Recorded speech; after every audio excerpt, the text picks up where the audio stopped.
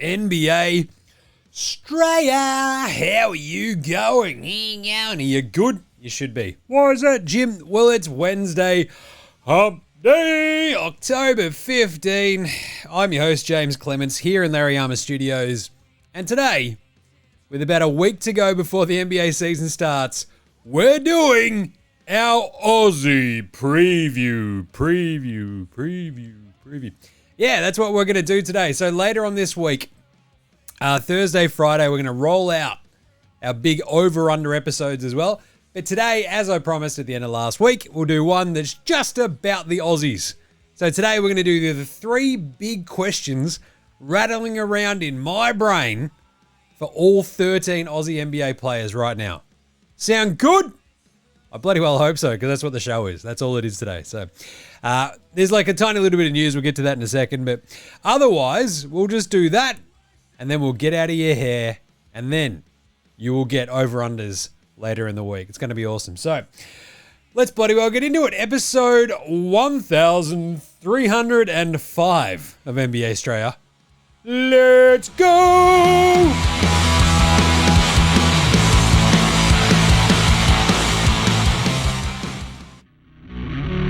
This is Josh Giddey. G'day, this is Andrew Gaze. This is Jack White. This is Joe Ingles. This is Dyson Daniels. This is Chris Anstey. This is Matthew Delvedova. This is Shane Hill. You're listening to NBA Australia. And you're listening to NBA Australia. And you're listening to NBA Straya. And you're listening to NBA Straya. And you're listening to NBA Straya. You're listening to NBA Australia. And you're listening and watching NBA Straya. This is NBA Australia. Let's do it. Watch out for the shark attack. You better. You better watch out for the Wemby attack, obviously. There was a quote floating around. So preseason's all happening, right? Preseason, as I've explained time and time again, it's really hard to get up and about for it. It's kind of fun to see some of the younger fellas out there. The other day, as I mentioned, we had like I think we had 4 Aussies on the court the other day in Chicago, Cleveland, which is awesome. But otherwise, it's just like a bit of a grind. Even Joey Muzz, he's like, oh, bro, I had preseason games, my man. It is the worst bullshit ever. I hate it so much. And you're like, ooh, Joey Muzz really hates it. But Boban, the largest man I've ever met in person, Boban Marjanovic was like, hey, I'm 7'4". I met Wemby, and he's just bloody huge. When you got a 7'4" bloke going, that guy's big. That's bloody huge. I am bloody huge. So that's kind of like the fun bit. Nicely, I mean, Jalen Green has pulled a bit of a hammy, so he's like a little bit of up in the air in doubt for the opener for the Suns. That team sort of stinks anyway. You had Amon Thompson and Jose Grand Theft Alvarado having a bit of a punch on. Always kind of fun. But otherwise, I think the coolest thing for fans like us out there at the NBA is that the NBC, that's right, NBC is out there broadcasting games this year, remember? So they've bought into it. TNT's pissed off. And the simple idea is, God, it looks awesome. They put some time and effort into what they're doing. The broadcast crews, the people that they've got involved, it looks great. I'm getting more and more pumped for those games as the season ticks closer and closer and closer. So that's good. What else do we have? I don't know. Jason Kidd got a multi-year extension because that always works out great. Yeesh. But otherwise, I mean, that's kind of it, right? Giannis is like, after we said the other day about how the New York stuff broke about Giannis, he's like, I thought I want to finish my career in Greece. And it's like his family have all moved back there and stuff, which is fine. It's all good.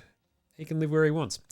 The New York Giannis thing, as I sort of said on Friday, it was just a bit of a strange one for the simple fact is like the timing of it was weird and kind of a bit dodge. And then you look at it specifically, like there is very few ways for a deal like this to even happen now, let alone, in the next week. So we have to wait. Like, this is just going to be a story all the way through to February, which just annoys me more than anything. But the cool thing has been seeing a bunch of the Aussies pop off in preseason. I've enjoyed this immensely. Tyrese Proctor, Luke Travers, got a little bit of Lockie O. We've seen some Rocco. It's all going on. And so that sort of prompts this one, right? I promised this back on Friday. I wanted to do just a very Aussie-specific show. Like just a quick preview, just to get everyone up to speed on where the Aussies are, what they're doing, what we could expect. And that's what this one is. So, I think we should play our national anthem, which I believe is...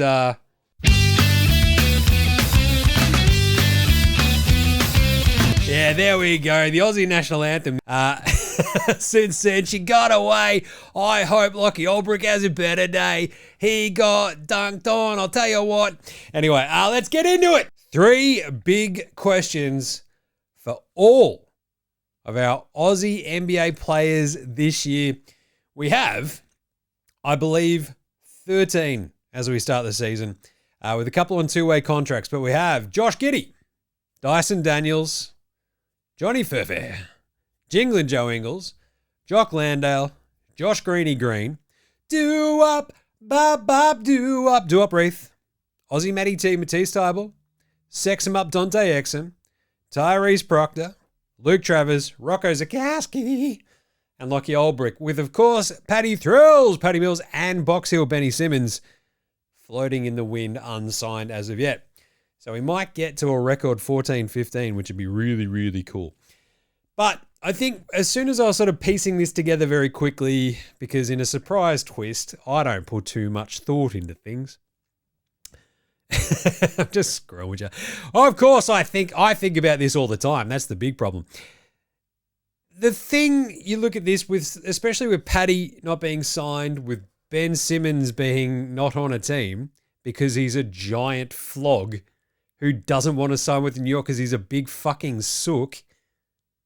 It is absolutely a watershed moment for the young bucks of Australian basketball. This is like another changing of the guard. We've had changings of the guards before, but like with Paddy Mills and Jingling Joe Ingles in the NBA a lot of the time, we've now gotten to the point where it is the Giddeys, the Daniels, the Johnny Furphys, the Landales and stuff like that. They are the headliners now. And we've got a couple of actually rolled gold superstars there in Gids and Dyson. So let's start right there, shall we? Giddy up with Josh Giddey heading in to a pretty massive season for Gids, right? After an off-season where he sort of hung out in Australia, been a pretty chill bro, not getting up to too much, getting a new contract worth $100 million. He had his birthday last week, right? And he just turned 23. This is going into his 5th year in the NBA now, right? And he's just turned 23. My first question will be, the big questions for all of these NBA players from Australia, number 1 will be, can he earn some goddamn respect? Seriously, bloke just turned 23. The list of guys to average a 14, 8, and 7 per game in the NBA across a season who are 22 and under literally goes the Big O, Oscar Robertson, Magic fucking Johnson, Luka Doncic, Ben Simmons, and Josh Giddey. That's remarkable. Put some respect on Josh Giddey's fucking name, would you? Holy shit.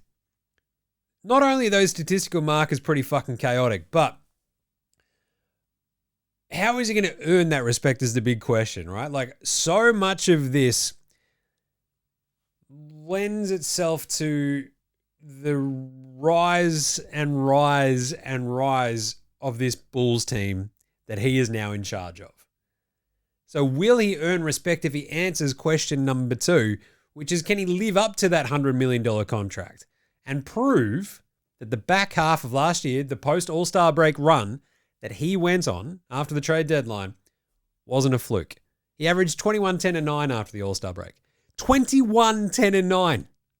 He shot 50% from the floor, 45% from 3.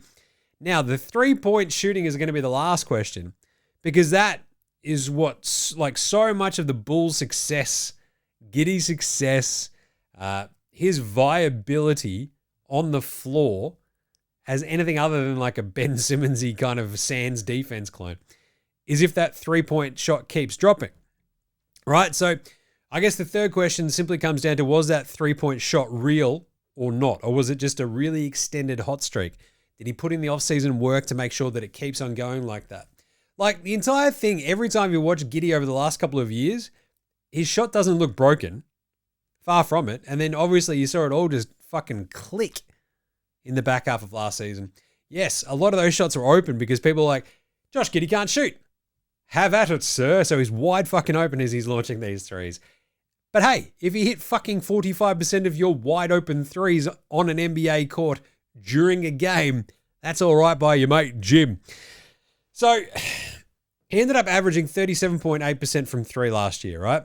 While across the board, the 14, 8, and 7. The turnovers went up to 2.9 per game. That's a lot more of the ball in your hand. You're playing 30 minutes a game. Once they got rid of Levine and obviously DeRozan and stuff there in Chicago, we all knew that it was like, this is going to be like a Giddey show. So can he continue to make it a Giddey show while also making the Bulls maybe not good, but at least fucking respectable, right? This Bulls team is a weird conglomeration of talent where you've got Buzelis, you've got Vooch, you've got Kobe White next to Gids as your sort of microwave backcourt partner scoring mate. Kevin Huerta, the Ginger Ninja, Red Velvet coming off the bench presumably. And like Isaac Okoro as your three because you had the Lonzo Ball trade. Remember that? So it's this weird situation. They've got Ayo Dosunmu and stuff. So much of this will sort of come down to like if this actually fucking works and if like they're, I don't know, the person who's actually driving this bus, aka Giddey, can actually make it all work together. Because so much of what Giddey has sort of achieved in the NBA, and to be honest, everyone who's like, in Adelaide in the NBL, it's like, he's a good point guard. He makes amazing passes. He found that dude over there. A bit more of the point guardery skill set involves also just like controlling what your team is doing, spreading the love, and making sure everyone's eating. Controlling what your team is doing, right? That's what I'm going to see more of from Gids this season, as well as hitting his threes and all that sort of stuff. Be more of a floor general. Get your shots, hit your shots while you're open, off you go. Because so much of the Bulls, like ongoing success, just hinges on that. Kobe White's not that guy. Ayo Dosunmu's not that guy. They're not going to average 8 assists a game. That's Gids. So, giddy the fuck up, hit your threes, be a floor general, keep kicking ass, taking names, and earn that respect, Josh Giddey. Right there. How's that? 3 big questions. Can he live up to that contract? Prove that it wasn't a fluke down the back half of last season. The 3-point shot, will it go? And if all this happens, can he earn some goddamn respect? Boom. 3 big questions for Gids. Number 2. Who is up? It's Dyson. Can he win a Defensive Player of the Year on the perimeter while Victor Wembanyama is on the fucking court in the NBA and in the league? That's a bit of a nah, isn't it? The entire setup for Defensive Player of the Year gets really fucking difficult as a guard because Dyson was already putting up numbers we haven't seen since Gary Payton in 1996 when the glove won the fucking Defensive Player of the Year. And it feels like Marcus Smart might have fucked this for everybody. Like a fake good defender. It's like, he looks like he's doing things. And he is big. I don't know. Oh, look at him. He's a good he's Defensive Player of the Year. And then was just shit. And he might have fucked it for every guard after him now who is never going to have a chance at winning Defensive Player of the Year again because fucking Marcus Smart, bit of a flog. But Dyson. So he goes into last year with absolutely zero expectation. Now there is actual, and this is what the actual sort of question is. Now there's expectation. Can he continue that career progression? Right? Building on his game. Because you think about his couple of years in New Orleans, they didn't know how to use it. He's part of the DeJounte Murray trade, which goes tits up for everybody involved. And Atlanta come out fucking winners purely because they got Dyson Daniels, but also all the other shit they got. So last year he averages 14.1 points a game, 6 rebounds, 4.5 assists, 3 steals. Absolutely absurd stuff. He's seen his field goal percentage tick up to 49.5% as well on 7 more shots a game in 11 more minutes a game. Like, it's a really nice correlation where year 3 in the NBA for Dyson, he takes that giant step as he's playing starters minutes finally, as he's actually allowed to showcase his skill set. So where does that go? That's the big one, right? So now you got the expectation, can you actually even step it up even further and be even a better defender? And number 2, hit more fucking threes, because 34% from 3 last year, it was fine. He took 3.1 threes a game last year, but it felt like every time he was kind of launching them, it was like almost, it wasn't quite under duress, but every time he shot them, you kind of like, God, I hope that goes in. What you should be feeling when someone like Dyson shoots is like, well, that's in. Nailed it. We're going back the other way. The fact that he got to 34% is pretty great. Started his career as not much of a shooter. That at least wasn't his core sort of talent. But he's worked on it. He spent this entire offseason, right? The first time in the NBA without having to play like a World Cup and Olympics, all that sort of stuff. Goes into this season being able to work on his game. Does that translate into an even better 3-point shot this year? Because, and I guess this is number 3, with a deeper roster around him on Atlanta, where he might get a little bit more defensive help, but he's probably got less shots, really, in his pocket. Taking 12 shots a game last year, how does he react to maybe that going down or staying steady? Because suddenly they've got Nicky Alexander-Walker, they've got Luke Kennard, the Duckman, and they've got our man, the Extreme Zinger Meal. Extreme Zinger Meal. There you go. So you got the Extreme Zinger Meal there in Atlanta. How does that work? Can we see more of his passing ability, more of his connectivity? He does a great job of that as well. He's a really great cutter. He just needs to hit his threes, help set up other players, be an absolute all-round weapon. And I'll tell you what, it kind of leads into the last part of that question is, could we see Dyson Daniels as an all-star this year? Because that's the level of talent he has, and that's where I want to see him get to. Because he could. He could be leading the league in steals again. He could be a really massive part of a surprisingly awesome Hawks team, possibly. And we all know that he's doing all the heavy lifting in that fucking backcourt next to Trae Young. So, let's go. All-Star Dyson. It starts here. Hashtag All-Star Dyson. Oh, yes, let's go. So, can he win a Defensive Player of the Year, even with Wemby in the league? Probably not, but we'll give it a crack. Can he hit those threes? And can he be a connective player that rises, a rising tide lifts all boats? Hopefully he's a big part of that, and he turns into an actual star and becomes an all-star. Let's go. Right, that's number 2. Number 3, Johnny Furphy. Old mate Tins.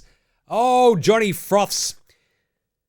Can he actually carve out a proper bench role on this Pacers team? He didn't play a giant amount in his rookie year. To be expected, it's a team that made the fucking finals. But now they're down 2 starters to start this year. Remember, the Pacers? No Tyrese Halliburton. He's done his Achilles. Miles Turner is now in Milwaukee. I hear it's Algonquin for the good land. I can't attest to that.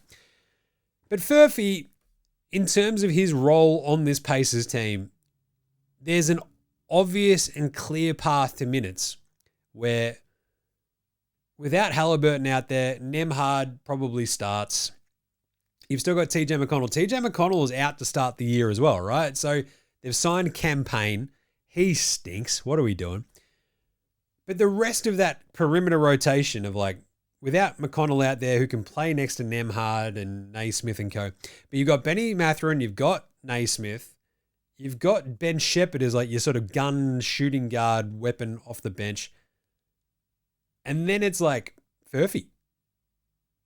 Mixing it up with depending on how you want to play him, at the 3, just on the perimeter as a wing. He's also probably going to be mixing up with Obi Toppin, Jarris Walker as those sort of, 2, 3, 4 wing dudes who can do a little bit of something, something. So Furphy is like pretty fucking sneaky tall now, and he's also built like a brick shithouse. Sort of leads to question number 2. Is he too jacked? Those photos of Hulkamania Furphy are fucking terrifying. I can't even show them to the kids. They were like, Dad, who's the scary man? I'm like, that's Johnny Furphy. He's got a baby face and fucking biceps that'll take your eye out.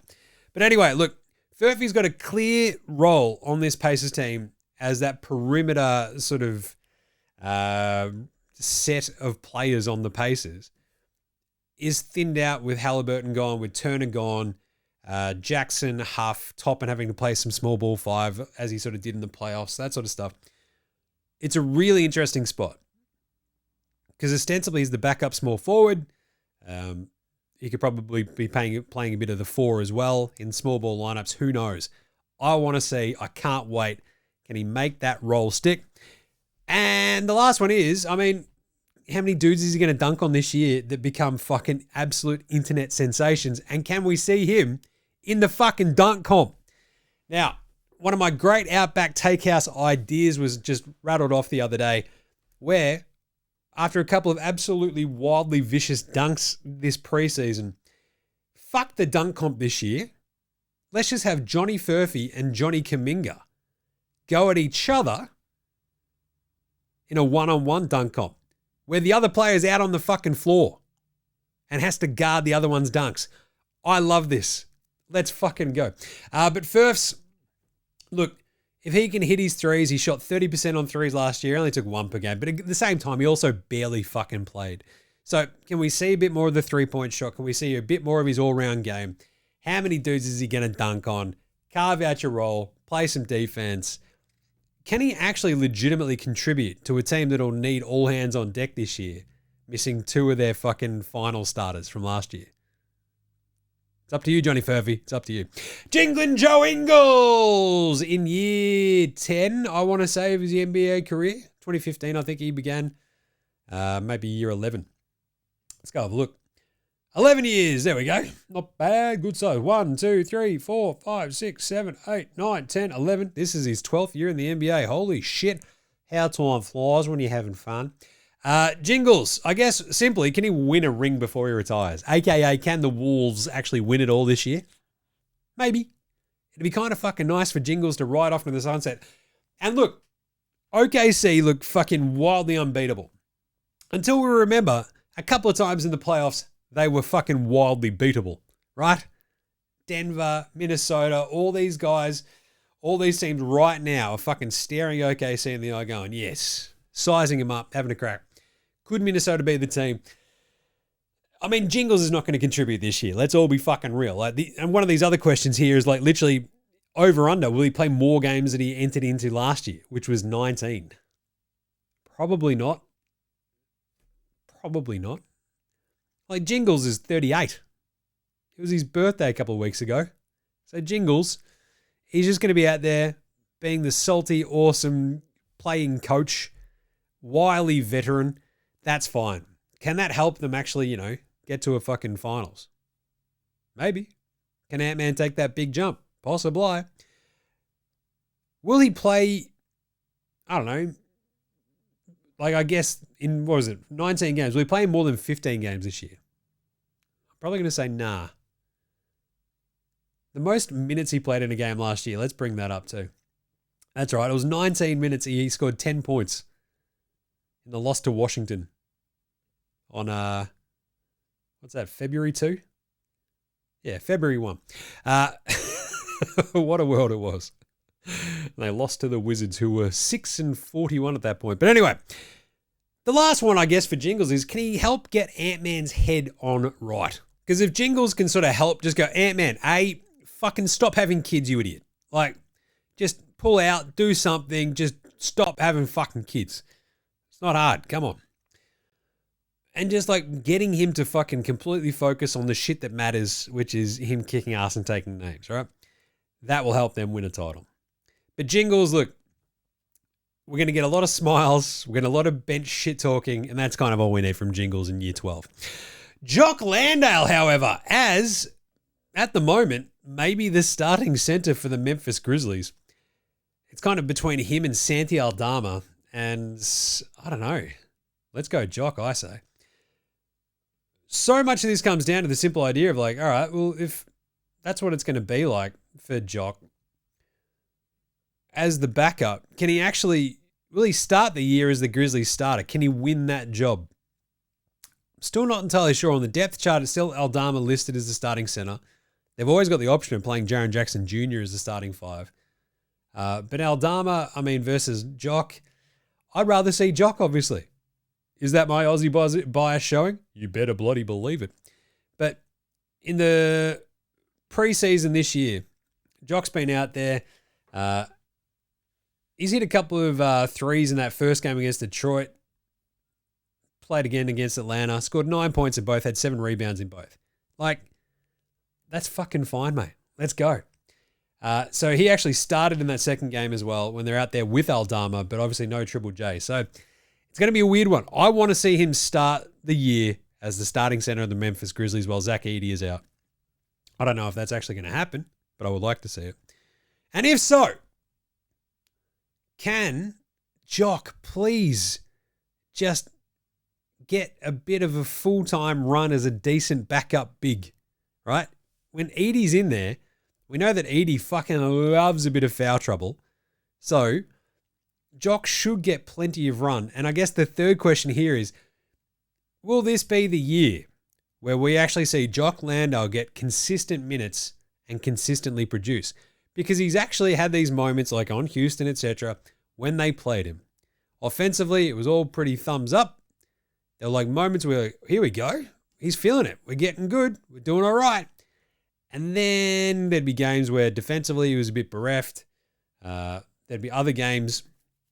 Across the season, he averaged like 5 points a game. Didn't do too badly. I thought he was fine. Ime Udoka clearly didn't agree with me. So, I don't know. I just want to see him get a clear shot at a bunch of playing time, because when he's actually had really consistent sort of runs, that's when he's produced at his best. And I don't know, can he hit some threes? He was hitting them in the preseason. Let's go. Across the season last year, he went 11 of 26 from downtown. 42%. Not bad. Let's go, Joe. So I guess really a lot of this comes down to, can he just be a legit backup center in the NBA? Can he stick? And because he's behind Zach Edey, can he actually just get consistent minutes? Let's go. Come on, Jock Landale. Josh Green on Charlotte. Dude's 24. It feels like Josh Green has been in the NBA for a million years. But I guess at this point, what else can he add to his game to make sure that he actually pops a little bit? Because this Charlotte team just stinks to high heaven at most times, right? Now, they've got presumably a healthy-ish LaMelo. They've got that prick Miles Bridges out there. They've got Brandon Spindles Miller. They've got Con Knipple. Can Josh Green be that other dude on this team that sort of just brings it all together? Big part of that comes down to question number 2. Can he get that three-point shot above 40%? Because, I guess he shot 38% for his career, 3.6 attempts last year per game. That needs to be over 4.5 per game, and I'd feel very comfortable with his prospects at kicking ass, taking names, sticking in the NBA for a really, really long time as a lockdown 3-and-D dude. And can we see a little bit more as well, right? We know that Greeny's a really good cutter, sick dunker.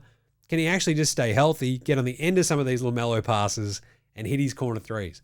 Because every time Josh Green launches a three, ever since he was a young buck in Dallas, he's still a young buck, he's 24. Every time he launches a three, I want to be going, that's in. Right? It's very similar to the Dyson sort of situation, but Greeny's like a bit older, I think.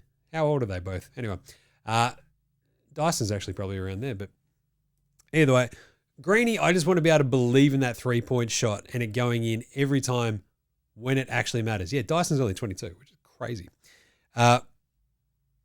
So can he get that above 40% for the season again and for the career? Become more of a volume three-point shooter from the corners, hit them when needed, hit them when it's important. And I guess the last question is he going to be the only bloke playing defense on Charlotte? Holy shit. Their entire lineup is just terrifying when you think about defense. Because, you know, I don't know, it's probably half the game. And they're out there. LaMelo Ball, Brandon Miller, Con Knipple, Miles Bridges, and Moussa Diabate. Woo! Grant Williams sitting on the bench. Greeny at the minute is coming off the bench as well next to Colin Sexton and Trey Mann. Spencer Dinwiddie as well. Like, this is a wildly crazy team. So, Greeny, can he cover, like, can he actually be, I don't know. Can you have a team where only one dude plays defense? We're about to see the answer to that question. But Josh Green, I want to see if he can take like a little bit of a leap beyond cool 3-and-D dude that's nice to have to like 3-and-D dude where everybody goes, wow, we should get Josh Green on our team, right? I want to see like the free Josh Green movement grow and grow and grow. Let him develop his game a little bit more maybe this year. But I want to see him take that step of just being an absolute ass kicker. Let's go, Greeny. All right, let's go to the Portland Trailblazers duo of Do-Up, Bop, Do-Up, the Great Barrier Reef, Do-Up Reef, and of course, Aussie Matty T, Matisse Tybal. Do-Up. Essentially, my big question is, will Portland play him more than 10 minutes a game? Because it fucked him last year, right? Didn't start last year, played bullshit minutes. Clearly, Chauncey Billups hated him. But their big problem is, question 2, but we'll get to that. He averaged 4 points and 2 rebounds after averaging 9 points and 4 rebounds as a rookie. And that was purely just because they barely played him because they've got 87 fucking centers on that stupid roster of Portland, right? And if they're not going to give him minutes and help him develop that game, can we get him to a new team that doesn't have 5 centers on it at all times, seemingly? Because what have they got? Time Lord, Yang Hansen, they've got Donovan Clingan, they've got Do-Up. So they've got the 4 bigs at the moment already. And like those 4 dudes, there's not a giant amount of, oh, I'm actually a bit of a power forward as well. Like Do-Up's probably their best chance at that. So play him as a power forward. See what he can do. He's a great shooter. And if not, can we get him to Boston? Or some other team that just needs big people? Right? We just said Charlotte. They're starting Moussa Diabate. Let's get Do-Up there as well. Come on. What about the Lakers? You can't tell me the Lakers wouldn't love having Do-Up Reef out there, getting rebounds and launching threes. Let's bloody go. Because I want to see if there's more to Do-Up's game. I just want to see him play more. Because every time you sort of see him, you notice a couple of little tweaks of what he's doing, a little bit of an improvement, this sort of stuff like that. I love it. I want to see more Do-Up play. I want to see more of Do-Up playing rather than Do-Up not playing. I can't believe Time Lord is still on this team as well. Like, what is going on? Boston, Lakers, Charlotte, go get him. Even Chicago could use him. Just saying. But and I guess if there's anything else out there, like, has he added more to his game? Like, can we get more defense out of Do-Up?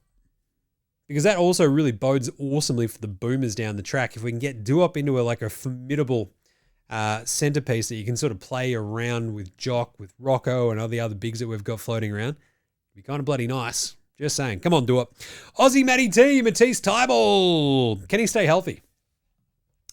65, 65, 66, 71, 65, 15. That was a brutal one last year after the ankle and the knees.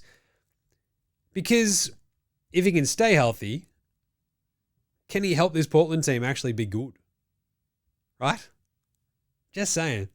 Can he carve out a proper role with Billups in charge in Portland with all the weird smattering of changing faces in Portland where Jrue Holiday's there now. You've said goodbye, obviously, to Anthony Penny-Simons. But I just want to be able to see if Aussie Matty T can get out there and just be, between he and Tumani Kamara, this should be Houston Northwest, right? Of just defensive malleability and terrifyingness. Let's go. Because number 2 is, can he lead the league in steals? What do you mean, Jim? Dyson Daniels averaged 3 a game. Yeah, you know who also averages more steals per 36 minutes than Dyson Daniels? That's right. It's Aussie Matty T across their careers. Obviously, Dyson had a big spike last year. But it's literally 2.7 steals per 36 minutes for Aussie Matty T versus 2.6 for Dyson. Yes, Dyson's last year was a big outlier, but still, Aussie Matty T is a fucking defensive weapon. Like, there's not many dudes out there from the guards or wings position who have more blocks and steals combined than him. He's awesome. Can he actually step up and be a proper defensive menace for this Blazers team that desperately probably needs him to be that sort of dude next to Kamara when they've got Denny Avdija out there, when they've got Giroux, when they've got Scoot, when Jeremiah Grant is out there too. Let's go Aussie Matty T. And number 3, can he actually just like stay healthy and hit threes? That's, I just want him to hit some threes. He has these games where he's like, oh, guess what? Today I will hit 6 threes. And you're like, what the fuck?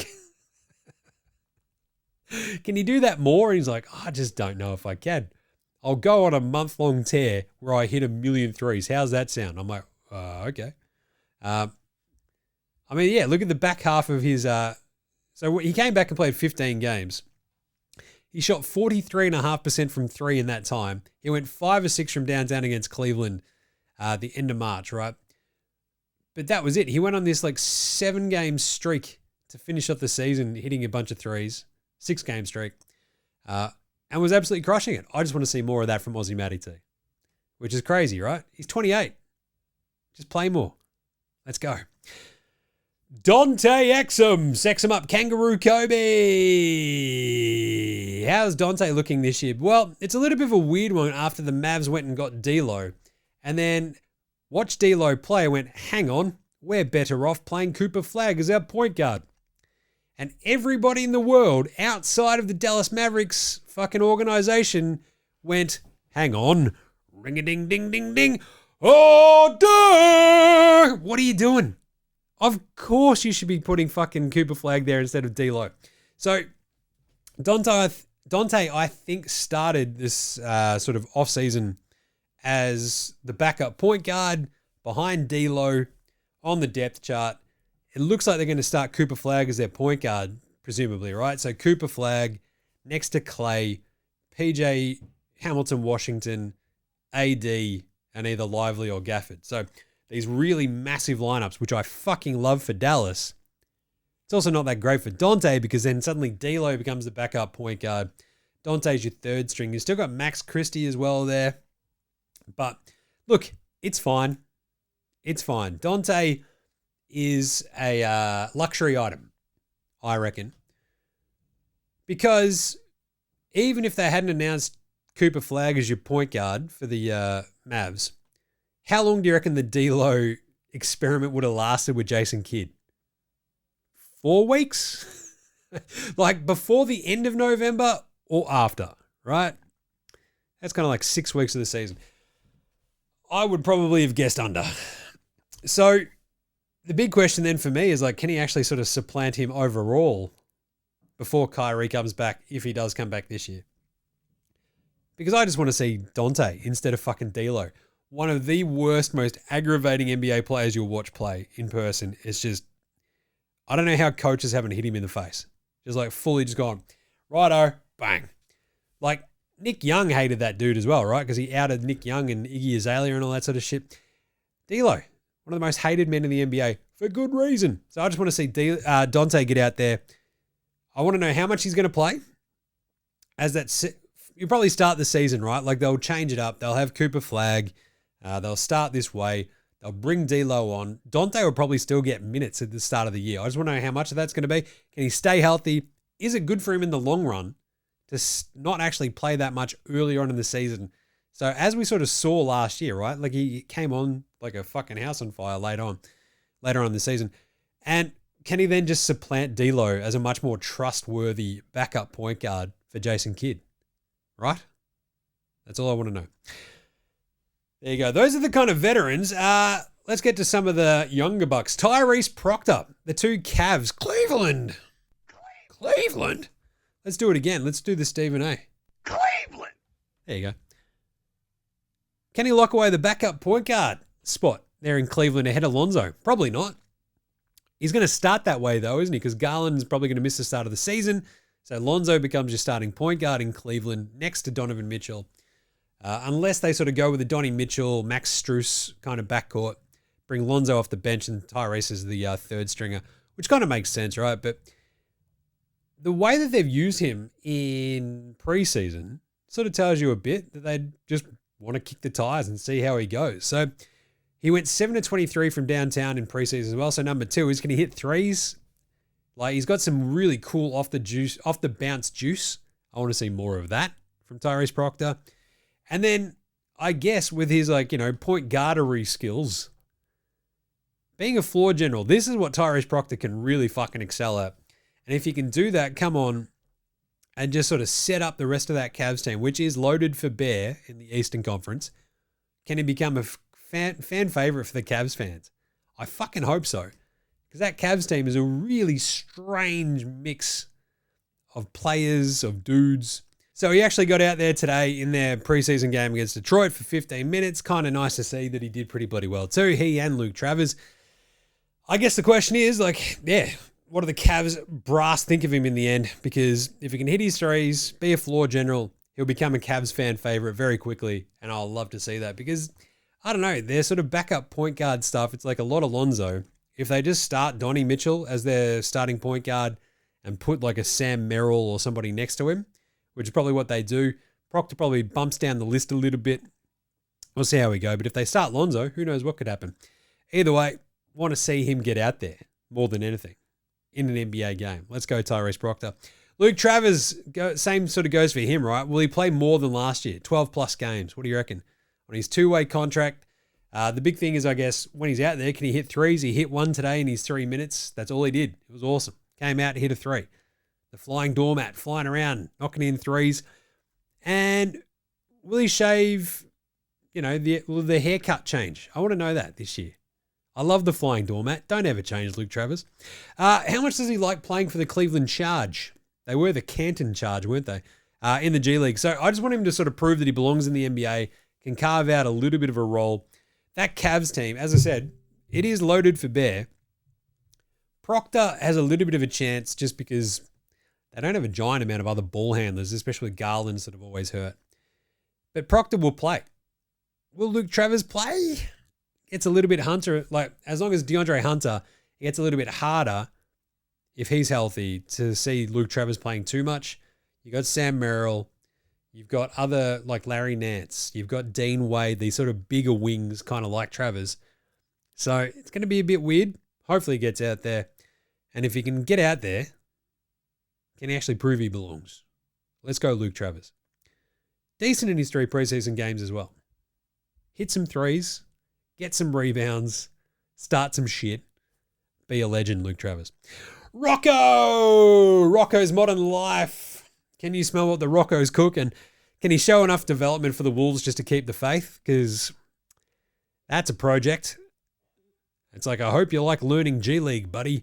I just want to know, can Rocco get more than 2 rebounds a quarter in the G League? Right? Because Rocco's going to be out there in the G League, developing, playing very little in the ones, obviously, unless there's like an injury to Gobert, etc. But the Wolves have got him on the 2-way contract. They've got Rudy as their sort of big. Outside of that, it's like Julius Randle and Naz Reid and their rookie, Joan Berenger. Then it's Rocco. So he might have a bit of a run at playing if there's any injuries to those Minnesota Wolves bigs. And if he can get out there, can you just get me some fucking rebounds, Rocco? Block some shots for, sure. But just get out there and get me some fucking rebounds. That's all I want to know. And last one is, who would win in a fight between him and Joan Berenger? Hopefully it's Rocco. He's not the world's most coordinated dude. Can he also stand up straight? That's all I want to see Rocco do. I get the tall guy thing. It's really hard. He's sort of always hiding how tall you are. Just fucking own it. Every time I've seen him, I've met him twice. It's just oh man, it's fine. I'll look all the way up. I don't you crouching down a bit's not helping. It's fine, bro. Anyway, Rocco, just show enough in your chances that the Wolves keep the faith and maybe get you out there as well. I want to believe in Rocco. He could instantly be an iconic NBA Australian player if he can get out there and actually perform. Next up, we've got Alex TOOHEY. So he's out there on the Golden State Warriors, probably spending a lot more time on the Santa Cruz Warriors, but that's fine. That's what he's going to have to do, right?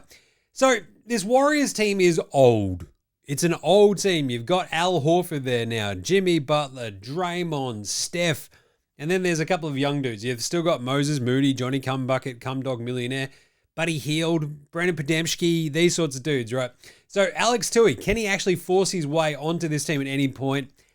Probably not. The big question will be, like, if he does, will he take his opportunities? Because he'll be spending a lot of time in the Santa Cruz Warriors. I want to see his playmaking abilities, his basketball IQ, his three-point shooting. If he can show all of those things to Mike Dunleavy, the head of basketball ops and stuff there for the Warriors, and to Steve Kerr, right? Like, if he can show that grit, that heart, that determination, then he has to basically beat out Pat Spencer and Gui Santos for like that sort of third, fourth, fifth string sort of dude on this team. And I kind of believe in him. I'm kind of here for the Alex TOOHEY run with the Warriors. Because as I said, they're really old. There's probably going to be a couple of times this season where the opportunity does present itself. Gary Payton II, he barely ever stays healthy. Moses Moody, continuously hurt. You got those old dudes already. He's got this weird mix of size, playmaking, shooting, and stuff like that. Let's see what he can do with it. Come on, Alex TOOHEY. I believe in you. Do you believe in you? The big question there is, can you step up when you get the chance? I hope he does. I can't wait to actually see Alex TOOHEY run out there and do some stuff. Hit your threes, make your passes, work your ass off. Alex TOOHEY, that's the recipe for success. The three questions really simply come down to, will he get an opportunity? Will he take his opportunity? And I hope he likes Santa Cruz. It is lovely. Do you like hanging out in Santa Cruz? Do you know the way to Santa Cruz? There you go. Love you, Alex TOOHEY. And finally, Lockie Olbrich out there on the Chicago Bulls. How do you like them Windy City Bulls? Get ready to learn G League, buddy. Will he shave the mo at any point? I'm not sure about that. Geez, Jim, are you a big proponent of facial hair? Yes. But this fucking dirty mo, I don't know. Billy Donovan actually fucking nut up and play any sort of rookie? Always a weird one. Lockie O is an interesting one because I feel like he actually fills a bit of a role for this Bulls team. But because they've now got Zach Collins on that team behind Vooch, they've still got Patch Williams, and they drafted Noah Essengay. Lockie O becomes like the sort of lower man on the totem pole. But in the game that they played today as well, he had 6 points, went 2 or 2 from the floor in his 4 minutes. What he provides is what Patch Williams does not. IQ and motor. So, like, I want to know if he can prove that he's a better basketball player than Patch Williams. Because that dude is just, if Patch Williams puts it together this year, awesome. Best of luck to him. I just want to know if Lockie Olbrich can actually give him a bit of a fucking run for his money. The over-under for him, does he play more than 10 actual NBA games this year? I'm going to go with the over. I think this Bulls team is going to be in a weird little bit amount of flux. I think you'll see a bit of Essengay. I think you'll see a lot of Patch. They've still got Jalen Smith on this team for some fucking reason. And again, if you want drive and basketball IQ, you're going to Lockie Olbrich ahead of Jalen Smith. And hopefully Gids helps that. So, Gids had 25, 9, and 6 in that same game. Just saying. So, but Lockie Olbrich, I want to see him get out there and just fucking show that motor, show those skills, that work ethic. Will Billy Donovan actually believe in him and actually play him? That's what I want to know too. But there you go. That is all 13 NBA Aussies covered off with 3 big questions. And like, these were kind of just ones that I've had sketched out here for a little while, right? I'm just like, I just want to know the answers to these. And I think we'll find out a lot of the answers throughout the year. But the cool thing is, there is so much up in the air for so many of these young dudes. And that's the cool part. so many of these Aussies in the NBA are super young, super fucking talented, and it gets me wildly excited for the Boomers and our chances at the next World Cup and the next Olympics. Because if we get all of our Aussie dudes in the NBA actually on the fucking court, and that was probably the bigger disappointment from last year, right? We had a lot of Aussies around the NBA, but not many actually out there on the court, with Box Hill Benny sidelined as well. Gids was out there, Dyson was out there, Jock was in and out of the lineup, Jingles wasn't playing, Paddy was barely playing. I just want to see these dudes play. I want to see Furphy have a crack. I want to see Landale get a bit of a run at it. I want to see Josh Green actually stay healthy and contribute. Duop and Matty T out there crushing it. Dante just doing work in Dallas and staying healthy. Proctor and Travers in Cleveland. Lockie O being awesome. Rocco developing. That's what I want to see. It's not too much to ask, is it? Probably not. There you go. But that'll do us for today. We will be back tomorrow for the East Over-Unders episode, which will be really fun. We'll go through all 15 East teams, give our Over-Unders. You better follow all those as well. At Dabble, etc., which would be pretty fun, so go check them all out. But that's it. Make sure you're following NBA Straya on Twitter, Facey, IG, TikTok, YouTube, all that good stuff. Jump on the YouTube, say good day, check it all out. We're also going to be doing NBA Supercoach on Jim Does Supercoach. Love that little show. I love doing that each week. That's really fun. NFL Supercoach, I'm fucking crushing it. NBA Supercoach is fascinating. I want to know what you think about it. Rookies and guns. Can we fit Jokic and Wemby on the same team? What do you reckon? I reckon we can. I've made it work. Tell me what you think. Check it all out. Jim Does Supercoach. Check out NFL Straya as well with myself and Gaz. That was a really fun one this week. Gaz still sounds like shit because he's fucking traveling, but good times were had. Rate, review, and star all those shows and this one, of course. Don't ask for too much, but make sure you subscribe. Make sure you're checking it out. Tell your mates. We're about to start a new NBA season. We've just covered all the Aussies. It's what we're going to do all season. We're going to change the format a little bit, so keep your ears pierced for that. Pierced? Sure. Eyes open. Ears open. Whatever. It's going to be awesome. It's going to be a fun year. I can't wait for this. So get around all of that stuff. Get around from Oslo. They're behind the intro and outro song. They rock. So the House Hats, Joshua Del Rentis, Fascinated Gold Mines, Ramshackle Army, Iowa, Sex Jedi, Green, and Dozers. They're behind all the tunes you hear on the show. They are radical. But make sure you're rated, reviewing, starring, commenting, jumping on. I'm basically trying to get this a little bit more, I don't know, a little bit momentum heading into the season. So jump on, send through some yeah-nahs. We'll answer a bunch of big preseason, season preview yeah-nahs to start next week. And then we'll get into the over-unders tomorrow and Friday. So should be good. All right, that's it. We will catch you tomorrow, you dickheads. This is NBA Straya saying, look after yourselves, would ya? And the Aussies are here. The Aussies are here. Late hosen.